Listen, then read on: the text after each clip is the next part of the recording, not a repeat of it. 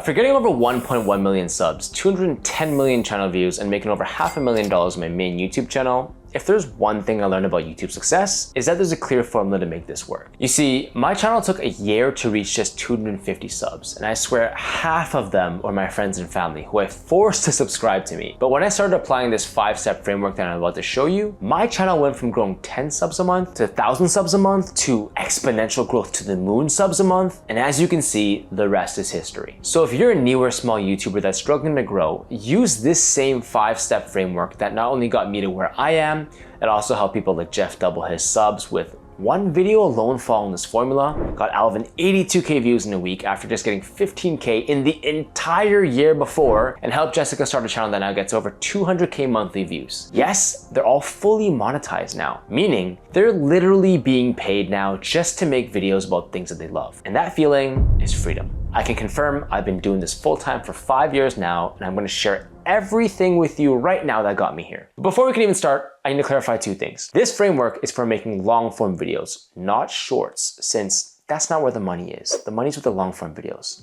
Secondly, this is only gonna work if you fully learn and then actually take action to make these videos with the framework. So many people say they want this badly, and then I look at their channel and they've got 1 video posted in the last 3 months.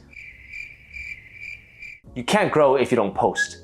It's literally impossible. So learn from this video, rewind and watch it as many times as you need to fully understand, and then go make videos on things that you love, blow up on YouTube, get paid, and live happily ever after. Sounds good? All right, step number 1 of my 5-step framework. Let me first start by giving you a personal story to make this super duper clear, all right? I've been running my main channel with my 2 best friends for over 5 years now, and this is one of my videos.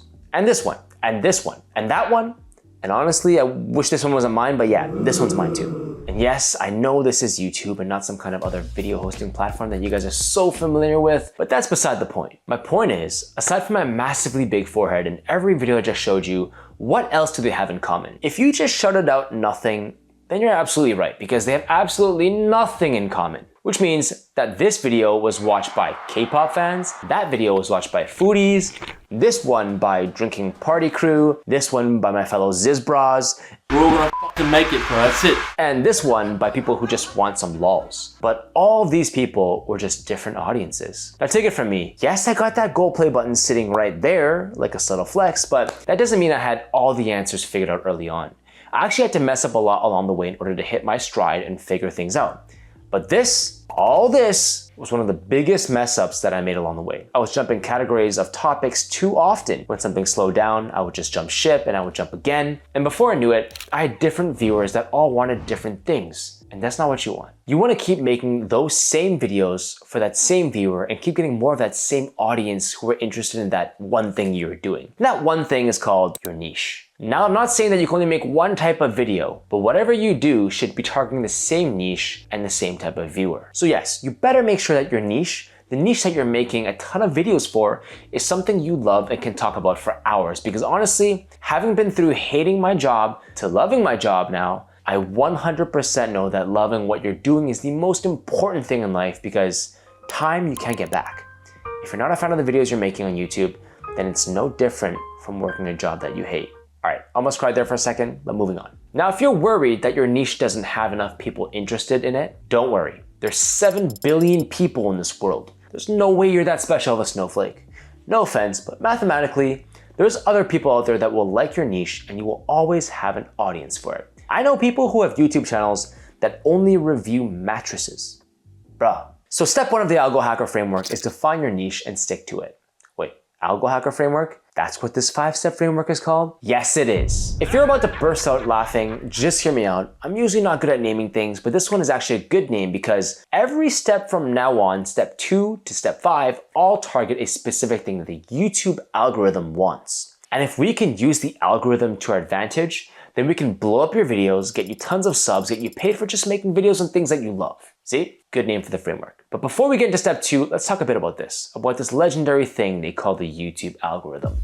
That term is so important, but half the time people throw it around without any idea of what they're talking about.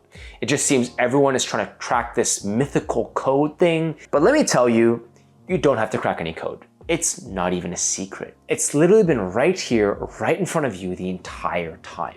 No, not this good looking face. This Does this inverse pyramid thing look familiar to you? I actually took this straight out of my channel's analytics so you can see my stats, and I like to call this the YouTube algo pyramid. That's a good name for it because this pyramid shows you exactly what YouTube algorithm wants from you.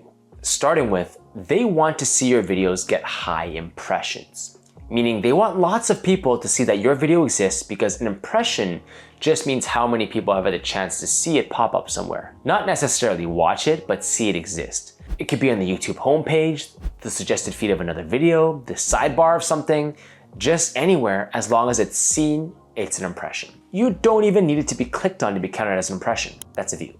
But you see, getting impressions is a game in itself. YouTube is not going to show your videos as an impression to people if they think that most people wouldn't be interested in it, which means that your video will have low impressions. With no one to click, it'll have low views. And then you'll wonder just how could things go so wrong. So we need to get impressions, and that's what step 2 of our framework will get us. Now let me first make this clear. The world is not an equal place. Not everyone can have an equal amount of money, an equal amount of success, an equal level of good looks. And that means that not every YouTube video topic is worth the same as well. Some topics, naturally from having more people interested in them, will get more impressions on YouTube. For example, it's obvious that the newest iPhone as a topic for a video is a million times better than a paperclip as a topic. I mean, come on, the last time a paperclip was cool was in Microsoft Word 2003. Please tell me you get that joke so I don't feel super old. So if you've got the entire world of topics to choose from, it makes sense that you would only choose these better topics. We'll call them our viral topics. And these topics can get us more impressions and more views, right? So why in the world would you choose anything else? Why would you want to deliberately handicap yourself and choose a worse topic? So that's where we bring in the concept of view ceiling. And it basically means the maximum number of views that your topic can get. And we want to choose the ones with the highest or very, very high view ceilings to give our video the most room to grow. Even if your video doesn't turn out to be that good, if your topic has a higher view ceiling, your video is probably going to still do better than a topic with a lower view ceiling. In order to find the view ceilings of your topics, you'll first need a bunch of topics that you brainstormed or researched that are related to your niche. So we'll skip ahead and pretend like I just came up with some potential topics from my hypothetical niche of, let's say, food. So now we're going to start verifying view ceilings to see which topic to choose. For our example, let's use Wagyu steak and ribeye steak because I'm hungry and I'm craving some big, juicy pieces of meat. Sorry, vegans. First, go into your YouTube homepage. Type in your term. I'll start with ribeye steak. Set these filters, sort by view count, 4 to 20 minutes long or 20 minutes plus to get rid of those pesky little shorts that don't actually make you much money at all, and hit search. Now, if there's a random video that's just using your topic as a search term but doesn't actually relate to your niche, disregard those for this exercise. Just look for the highest viewed video that actually relates to your topic and your niche, and write that view count down. Now I'm just gonna do the same thing for Wagyu, and ta-da! You'll see that Wagyu's highest view count is 84 million compared to ribeye's 15 million. So if you're gonna make a video about steaks and you just want a banger, then it makes sense to go with the Wagyu instead of the ribeye as your video's topic. Because the most amount of views that your video on ribeye steaks can get is 15 million, whereas Wagyu, you're capped at 84 million. Much better. Now you know why all these food channels keep making videos about Wagyu, or they're just being paid by the Wagyu companies. Now before you start saying, Edward, I can't make a video about Wagyu, it's already been done a million times. Look, there's only so many things in this universe that we can talk about. Unless you're gonna discover the next element on the periodic table, you're gonna have to make a video about something that's already been done. There's no way around it, so just get used to it. But on that note, you can figure out how to use that topic but still make that video originally yours. And you do that in your own video style and in your structure later on, which I'll get to in step 5 of the framework. By the way, make sure you take into consideration the different trends that are going on in the YouTube space, because oftentimes those topics might not have the best view ceiling because it's a relatively new trending topic, but because it's popping off, it still might be a good idea to hop on that wave and ride it. Ride it like your life depended on it. Like how I did with this Squid Game video right here during that huge hype. You know, back in 2021, yeah, that was a complete guaranteed success of a video. Good times. So overall, step 2 of the Algo Hacker framework is to find a topic with a high view ceiling, because it means that you'll get more impressions, which will lead to more views and make the algorithm very happy. That's gonna be your viral video topic. But wait, that's actually only half of it, because we have a topic, but we don't have a video idea yet. So yes, we do need a good idea for our video as well. But let me first clarify before I get into the next step, in case you're getting confused about all this topic versus idea thing. Your video topic is what you're making the video about. Think of this as the noun or subject of your video. The next part, your idea, is how that noun or subject is going to be used in your video's title overall. For example, if iPhone is a topic, then testing to see if the new iPhone is waterproof, all that stuff around it, that's the idea. See the difference? Now let's move on to step 3 of the Algo Hacker framework. Look, I don't want to make that point again about how the world's not fair and nothing is equal because I don't want to compare myself to Cristiano Ronaldo again and embarrass myself, okay? So my point is, just like how not every topic is equal, not every idea is equal. Some are better, some are worse. And in order to get your video to pop off, you need one of those better ideas. Let's call them viral ideas. Very original, right? These ideas will get more impressions in the first place, which will lead to more views. Because remember, that's what we're trying to do because it's the first step of our YouTube algo pyramid. We need more impressions. Okay, so how do we find this amazing viral idea? Research. We look for ideas that have proven to already succeed on YouTube and then we use them for inspiration. Now look, I already mentioned it before, but if you're still feeling wrong, ethically bad about taking someone else's ideas for inspiration, stop. Let me show you something. This is Ryan Trahan's video, one of the top YouTubers right now. And here's a random video from a channel you probably don't know. Do you see something similar between these two videos? Or these two? Or these two?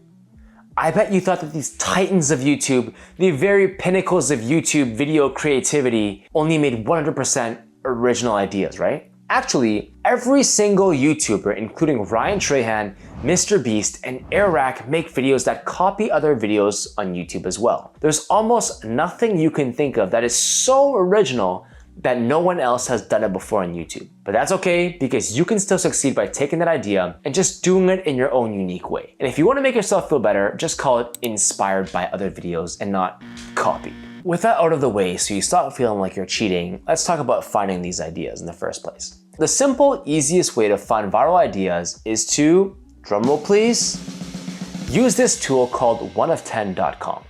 It basically helps you scan the entire catalog of YouTube videos out there, finds the best ones that are outperforming, and lays it all right in front of you.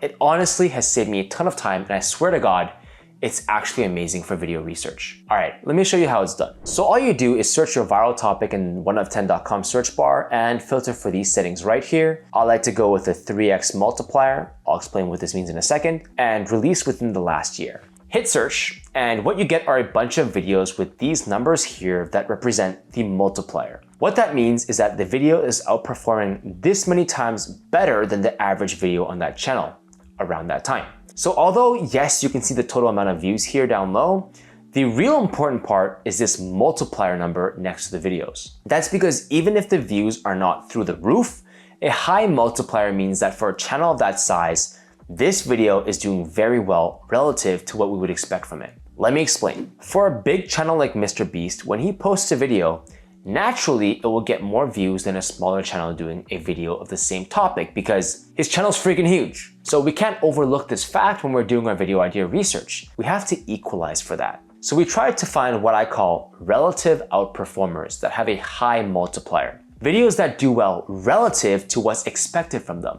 This is how smaller channels can sometimes get videos that just blow up. So the bigger the multiplier number, the better. You know how they say it's not the size that matters, it's how much pleasure per inch that matters? Okay, no one says that. Just trying to make us all feel better. But that's actually how it works for your YouTube research. Obviously, in your research, you also need to take into account what style that outperforming video is in and if it matches your content that you want to make within your niche before you can use that same idea. But you can easily just keep scrolling and find the videos that both are outperformers and match your video style that you want to do in your niche. And once you get a good one, you can just press this button right here, similar topics, to see if other videos that are using this topic and idea are also outperforming as well.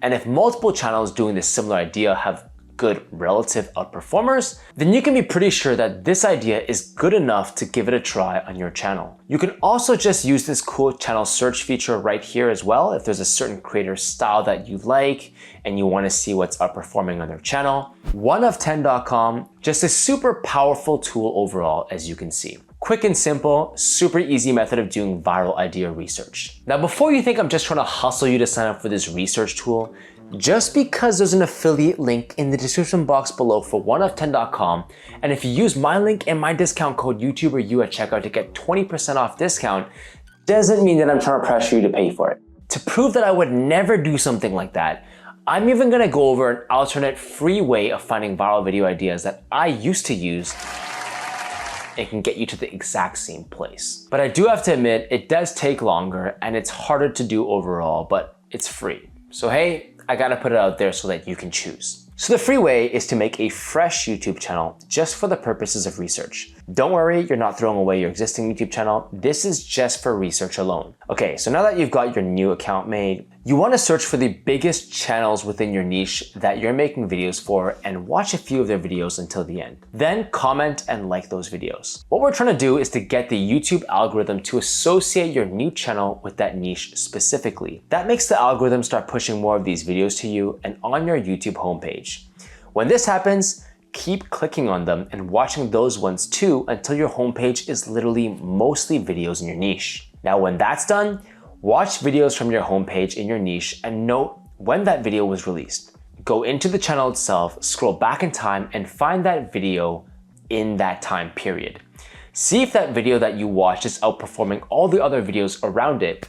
And if it is, you might just have a relative outperformer there. To confirm, copy and paste that idea in the search bar, watch some other videos using that same idea, and repeat the process to see if it's an outperformer on these other channels. If it is, then you've likely got a relative outperforming idea, which is the viral idea that we want. There we go. The annoying part about this method is that you just have to manually find these videos and then manually scroll back through the creator's catalog of content. But hey, you either pay with your time and do things the free way, or you pay with your money for convenience and speed.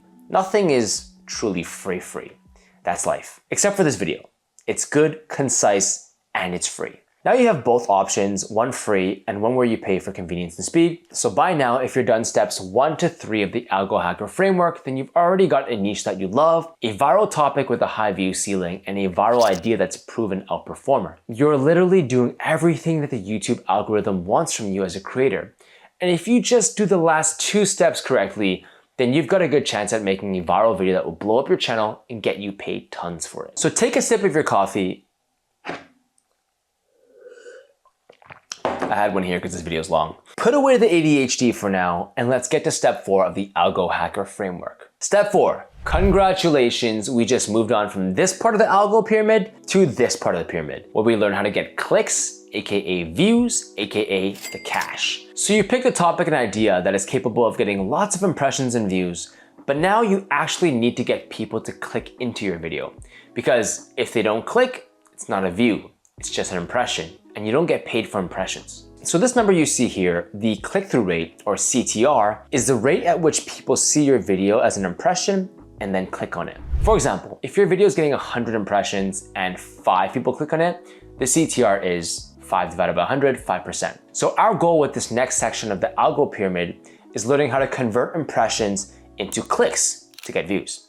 That's the whole purpose of this step. To get people to click, your video obviously needs to be attractive and intriguing. Like, it needs to attract people's eyes to it and then intrigue them to click on it in the most literal sense, because as much as they say don't judge a book by its cover, well, that's straight bullshit, because we're human, we judge everything by its cover. You judge this video by its cover. For example, the other day I was out late with some friends and wanted to stop somewhere to get a bite. We wanted to get shawarma, and there were 2 shawarma places right in front of us to choose from. They looked literally the same, but the only difference was that, for one, I could see the spinning shawarma meat through the window, which I liked because I like to see the big juicy meat. So I chose that one. Turns out that one was actually worst rated in Google review, which I didn't find out until after I'd already stuffed that delicious shawarma down my throat, but I chose it because the packaging of the store itself, the appearance of the store, how good and intriguing it looked. So just like how I chose my shawarma store based on the packaging, your video will be chosen off its packaging as well. Look, if that story was too long, just think about why you swipe right sometimes and why you swipe left sometimes on Tinder. Attractive packaging. So step 1 of making your packaging attractive and intriguing is to figure out your title. If you haven't already, all you gotta do is to figure out how to put your viral topic and your viral idea together and form the title of your video. You may have already done this because when you search your viral ideas, you see how other successful videos were titled as well, so you get inspiration from that. Otherwise, another pro tip to keep in mind when titling your videos is making your title both familiar but different. Wait, aren't those opposites? What do you mean by that? Look, I was scrolling through YouTube one day and saw this video about a McDonald's in Germany that has a drive-thru. You know what a drive-thru is, right? Where you go late at night to satisfy your random cravings for fries. But get this, this wasn't just a drive-thru. This was a float-thru. This was a drive-thru for boats, and that's why I clicked on the video. See, this video was named the world's only float-thru McDonald's. Familiar enough to immediately know what it's about, but different enough to spur some extra intrigue and pull me in because come on, it's a freaking float-thru. If it was just a regular McDonald's drive-thru, it would be too familiar and I wouldn't be intrigued. If it was too different from what I already know, it would go over my head and I think it's not a good video for me. Either way, I wouldn't have clicked. And that's the point. You want to make your titles in that sweet spot, both familiar, but different. Oh, and also try to keep your titles as short as possible while still being able to convey what you want to convey, because on mobile especially, the ends of our titles get cut off if it's long, which is super annoying, but it's just what happens. Use a character counter and try to keep it under 55 characters if possible. So now that you got your killer title, but that's not all. That's only half of the packaging. The other half is where you've been seeing all these other YouTubers make this face, and all these other questionable faces to the point where you wonder what they're really trying to hint at. Get your mind out of the gutter because I'm talking about thumbnails, not whatever you're thinking of. The thumbnail is the single most important part of your packaging because it's the very first thing that people will see when they're on YouTube. And if you do a good job, it will stop the viewer in their tracks and get them to read your title after. Keep in mind the thumbnail and your title need to work together in synergy so that they complement each other. For example, this thumbnail might make no sense until you see this title.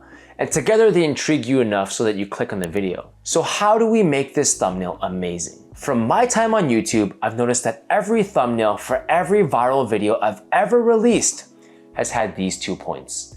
Number one, they're guiding. And number two, they're predictable. Let's start with guiding.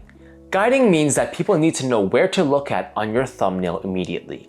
It should be so obvious because if they don't know where to look in that half a second their eyeballs scan your video, then they have nothing that drives them to click. You need to guide their eyes to something about your thumbnail first and then intrigue them to get them to click. For example, look at this thumbnail. Where do you look first? Immediately to the guy in the middle who looks like he's suffering and alone in a room. So that catches your attention first, stops your scroll and makes you pause. Then you wonder, why does he look constipated and covering his ears? Where is he? This is not a toilet. And then you see the title and it all makes sense. The title is so good that you just click. But your eyes needed to fixate on something first in order for all of this to happen in the first place. That's why even on my channel, if you look at a lot of my thumbnails for successful videos, I use a lot of effects that guide the audience's eyes to a focal point in the middle. Second, your thumbnail should be predictable. What I mean by that is that when someone sees it, they should reasonably be able to figure out what your video is about. Like if your video is about fried chicken, like this one of mine, they should see the fried chicken and know it's about fried chicken. Duh.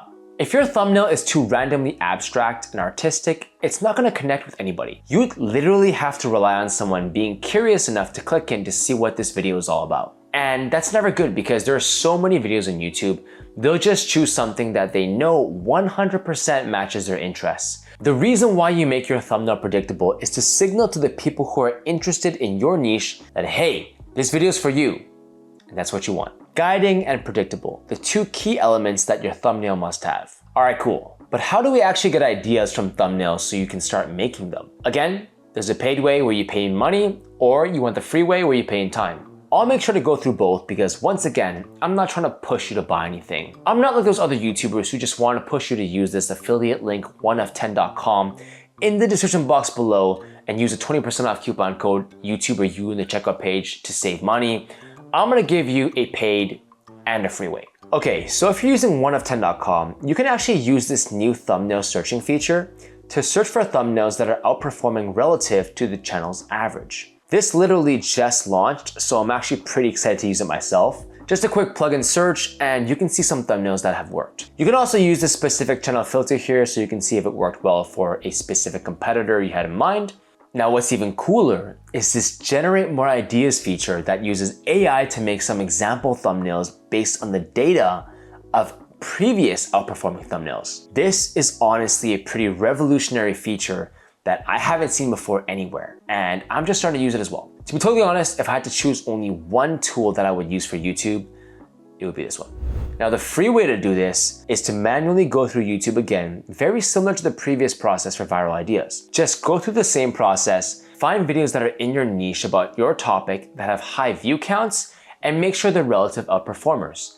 Examine those thumbnails and note down how that looks like. Then just go find similar videos with that similar style of thumbnail on YouTube to see if they're also outperformers. To be even more sure, if you see that style of thumbnail work for videos that are not in that same niche, but it's still doing well, then it's even better because it means that that style of thumbnail is working universally. You'll need to spend a bit more time doing research, but it's 100% still doable if you wanted to do it for free.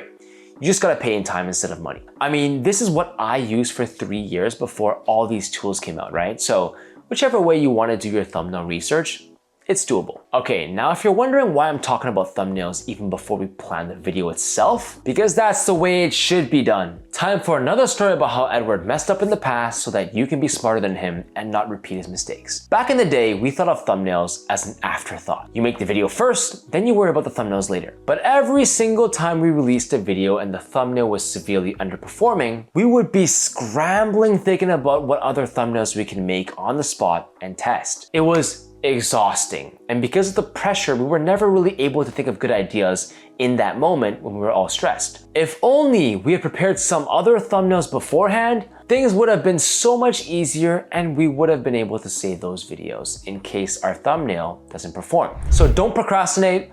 All it takes is for a shitty, not well planned out thumbnail, aka bad packaging, to ruin a great idea on a great video topic. Remember, you're literally only one step away from planning the perfect video and blowing up your channel, so don't mess this up. So now that you know not to be like the old me, what you actually should do is make 2 to 3 thumbnail variations before you film so that you already have them for your release. Now, I know that sometimes you want to take a picture from the filming day or you want to take a screen grab from your footage. So obviously in those scenarios, you can't make all your thumbnails in advance, but you should still have planned them out fully so you know exactly what you want to take on filming day. But try your best to make them all in advance. It helps so much. And have variations that are pretty different because you'll need them at times to test. Trust me on that one. A clear example of YouTube agreeing with everything that I just said is this new feature for thumbnail testing that allows you to upload up to 3 thumbnails and test them live with your audience. You just plug all of them in and it will automatically choose the best thumbnail for your video after testing them for a while. So that's pretty cool. Very nice to see them making it easier for creators like us to get views because obviously the better we do as creators, the better YouTube does as a business. They make more money. So boom, just like that, with a good title and a good thumbnail, you've now got attractive and intriguing packaging for your video, which means now you're gonna have a higher click-through rate. If you already forgot, that just means the amount of people that click into your video out of everyone who saw it. But this coupled with your viral topic and your viral idea that gets lots of impressions, you're gonna get a lot of views in your video. That's it, right? More views means job's done. You're gonna go viral, 100 million views, gold play button, 1 mil subs, here we come. Not quite. Your video will only continue to grow if people actually watch the video. They can always just click in and instantly click out, right? And that's what the final step of the Algo Hacker framework is all about. And it's actually the most important one yet. So suppress that ADHD once more and let's make this happen. Take a look at the bottom of the algo pyramid. That's the key to everything. If everything leads into this one thing that YouTube is tracking at the bottom of the pyramid, then it's safe to say that this is YouTube's ultimate goal. The one thing that the algorithm values the most, even more than impressions, even more than views, even more than getting laid. Wait. Can algos even do that? It's a weird thought. But it's how long people watch your video on YouTube that they value the most. And this totally makes sense why this is the most important thing. I'll give you a second to think about why. There's only one answer. It's the same answer for everything in life.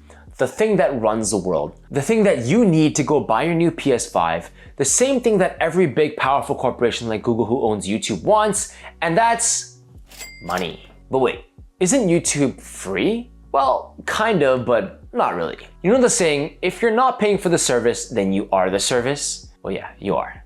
YouTube is only free to you and me because they're getting paid by these companies. These companies run ads to try to sell their products and services to you and I. All those ads that you see at the beginning, during the middle of the videos, and at the end of videos that you just find so annoying that you wish didn't exist, well, those ads are actually what allows YouTube to keep the platform free for us viewers because our attention as viewers is being sold to those companies. It sounds like an episode out of Black Mirror, but actually, like this, everyone benefits. The viewer gets to keep watching things for free, the creator can make money because YouTube shares a portion of it with them, and YouTube makes money. Whether you like it or not, we're in an attention-based economy right now. Otherwise, you wouldn't want to be a YouTuber yourself in the first place if you made no money from it, right? That's what we're all after, getting paid to make videos on things that we love. That is our ultimate dream. So if YouTube wants to make more money and keep selling the viewers' attention to these companies, then they need creators, aka us, to make videos that retain viewers' attention the most. That's why at the bottom of the algo pyramid, the thing that YouTube values the most is how many hours people spent watching your video, meaning creators. We have a new mission. We need to figure out how to keep people watching our videos for as long as possible. We need to up our videos' retention, and that is what this final step 5 of the YouTube algo framework is all about. Pleasing YouTube to the best of our ability for the longest amount of time possible so that they pay us for it.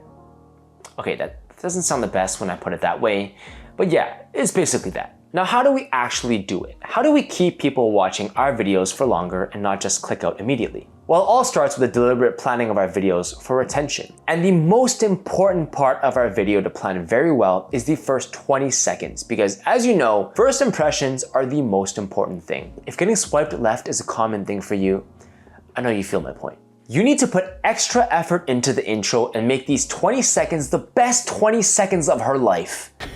Yeah, boy. I mean, the viewer's life. Because about 80% of the people dropping out of your video will drop out in this section alone.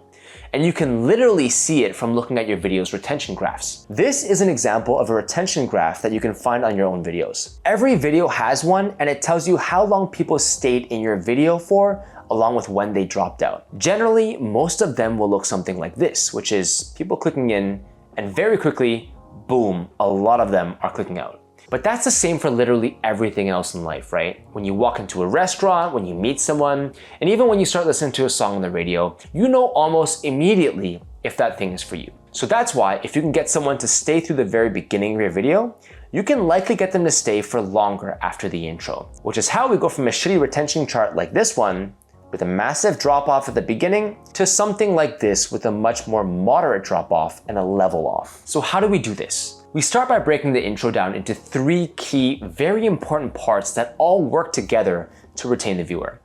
A hook, a setup, and a primary goal. Alright, starting with the hook. I'm sure you heard of a hook before. The hook is called that because it hooks the person into watching the rest of your video. But it actually does much more than just that. Its other main purpose is to confirm the packaging of your video, which means it matches your title and your thumbnail. Now, I don't mean literally repeating word for word, but it should match. The reason why is because you don't want the guy to think that you clickbaited him into watching your video and that they're not actually going to get what they clicked for. I always make this example, but it's like getting catfished. You go on a date expecting to meet up with a 10, but in person you realize it was just a photography and opportunistic use of filters that was a real 10. And when you get catfished, you want to GTFO immediately. So if you don't clearly communicate that your video matches the packaging, people are gonna think the same of your video, even though if it's true or not, and leave immediately. So don't be a catfish and make sure your hook matches your video packaging. The next part of the intro is the setup.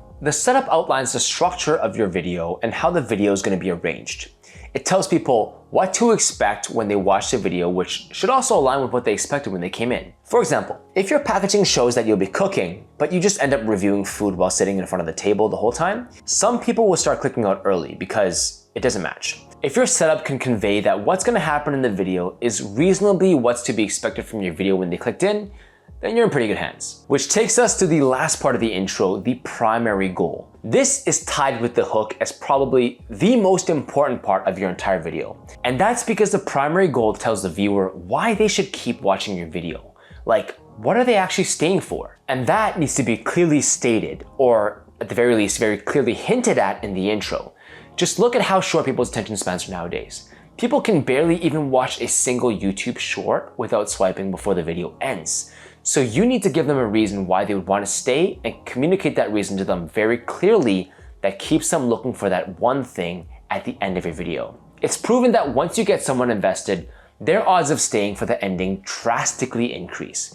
But first, you have to get them invested with your primary goal. If you do that 3-part intro correctly, you're now into the body of the video, which is actually the easiest part to retain people because a well-done body literally loses nobody. Well, that applies for both real life and YouTube, which is why you gotta get both 6-pack abs and 6-figure subs. Let's go! For example, this is how a good YouTube video's retention graph looks like. Flat, with no drop off after the intro. Basically, a flat line all the way through. That's what we want to achieve in this next part. And the key to doing that is to break up the body into smaller structured segments that together make up the overall body of your video. The reason why we do this is because we want to give our audience what I like to call small wins. Think of this as a journey for the audience. You want the audience to go through this entire journey, but along the way, they need to experience it like they're making progress. If they don't feel like they're making progress, they're gonna leave the video even before the end. Let's use the gym as an example again. I can tell you that personally, when I was on the journey to get to a 2-plate 1-rep max for bench press, that's 225 pounds by the way, there were so many times that I wanted to quit. But what kept me going was seeing these tiny wins. When I got to 185 pounds, when I got to 200 pounds, to 210 pounds, and then finally to 2 plates. By the way, I look so stupid in that wig because I was trying to look like Goku for a video, okay? So don't hate. But my point is that because there were these smaller structured segments and smaller victories along the way, it didn't feel like too crazy of a task. It felt like I was continuously getting something out of it, and that's what pushed me through. Now, if you told me that I would need to go from 135 pounds bench press all the way to 225 pounds without tracking my progress along the way, I would have definitely quit. For sure. It would have just felt so much more of a difficult task. We need these small wins to get us through, just like how the audience needs these small wins to get through the video. It's no different. So that's why we break it into these smaller structured segments. And effectively, each of these little segments acts as a mini video in itself.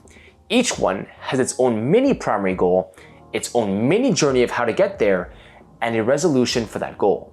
Either the goal is achieved or not achieved, but it needs to be addressed before the next structured segment starts. And keep in mind, it doesn't even need to be a goal in the productive grand achievement sense. Like, you don't need to accomplish something huge.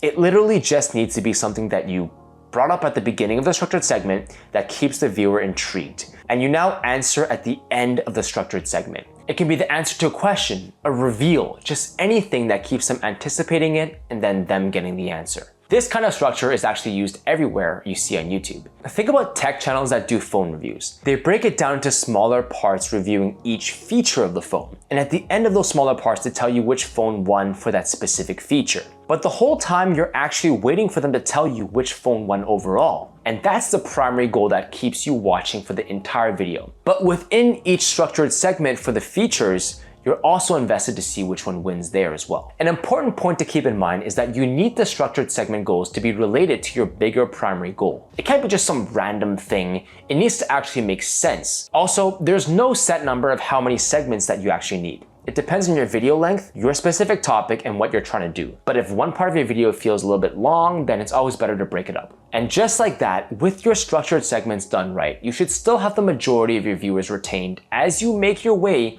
to resolve the primary goal of your video. And when I say resolving, I mean it can be either accomplishing the goal, answering the question, showing the final result, just anything that would count as a final resolution to your video. And it needs to be crystal clear that this is the resolution to your original primary goal. The single worst possible thing you can do is to make the audience go through the entire video and not get what they want. Not get what you promised them at the end. If you do that, yes, they've watched your entire video, so that means your watch time is up, but you can bet that they'll never click on your video ever again. So making them wait and not giving them what they want is essentially burning the bridge altogether. Make sure you give your viewers what they're waiting for because that's how you keep the trust. So now that's done, we just need to put in a nice conclusion to wrap everything up. Wait, What if I told you that you shouldn't actually have a conclusion? Let me explain with another one of my classic YouTube mistake stories for when I was first starting out. So back at the beginning of my YouTube journey, when I was dumb, my friends and I would do these lengthy conclusions because we thought it was needed to connect with our audience,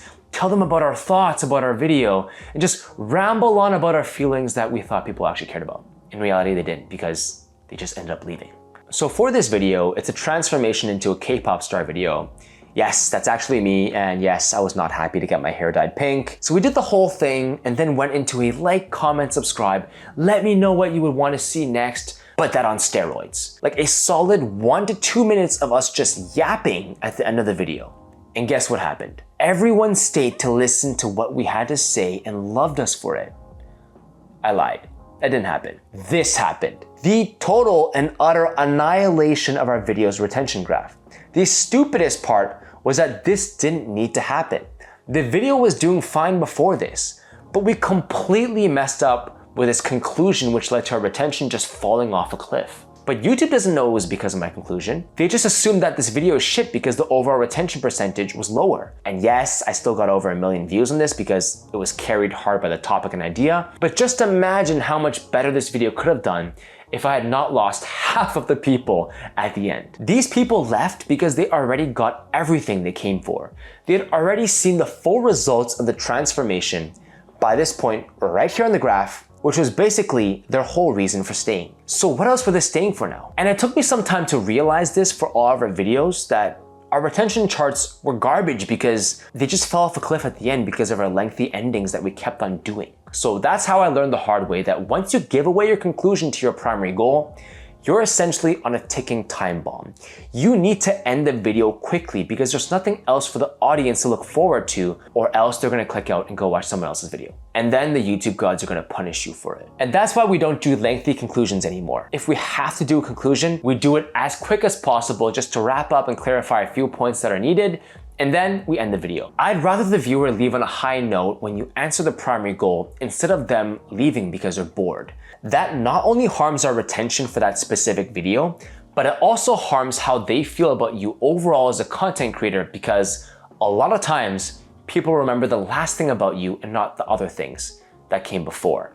So whatever you do, do not have a lengthy, pointless conclusion, okay? And that's the 5-step algo hacker framework. Okay, but does this all work? Is this framework legit or is it all bullshit? Well, let's see for ourselves. I use this exact framework to grow my personal YouTube channel called Cantomando, by the way, if you want to check it out. Starting from right around here at 250 subs, growing at 10 subs per month, to growing at 1K subs per month, to even more growth. And within 90 days of starting to use this, we had went from 250 subs to 6,000 subs and getting over 100K views each month. Then we took this exact framework, put it in hyperdrive, and the rest is history, as you can clearly see. This isn't just some made-up framework that got some random fake guru YouTuber to 50K subs with an average of 10K views per video. This is the framework that got me, a full-time YouTuber of 5 years and counting, to over 1.1 million subscribers, over 210 million long-form channel views, and made me over $500,000 without even counting sponsorships and everything else. And not only me, but a lot of the other big YouTubers on my network that I personally know and are friends with that have several million subscribers use this as well. YouTubers all know each other, by the way. Trust me, that's how it works. But aside from all that, the real reason why I know this works for sure is because all of my students that have properly and consistently applied this framework have seen massive amounts of YouTube growth in such a short period of time. Because of that growth, so many of them are now actually getting paid just to make YouTube videos on things they love, which is way better than being stuck in those shitty jobs that they hated before. So getting this far with their YouTube success is actually a huge dream come true for them. Just like how it was for me when I first started using this framework as well. So the point being is, I know how frustrating it may be to grow as a new or small YouTuber because I was one. I made this video to help you learn and implement the 5-step algo hacker framework properly so that you can watch your channel, your views, and your bank account grow like never before. By the way, and I'll close it off with a very powerful thought. The beauty of YouTube is that you just need one video to change your life. That one video that blows up your channel, starts a chain reaction of growth, and starts getting you paid insane amounts of money just to make videos you love. And as long as you keep learning the right things and keep trying, you're gonna get there. So keep it up, and I believe in you.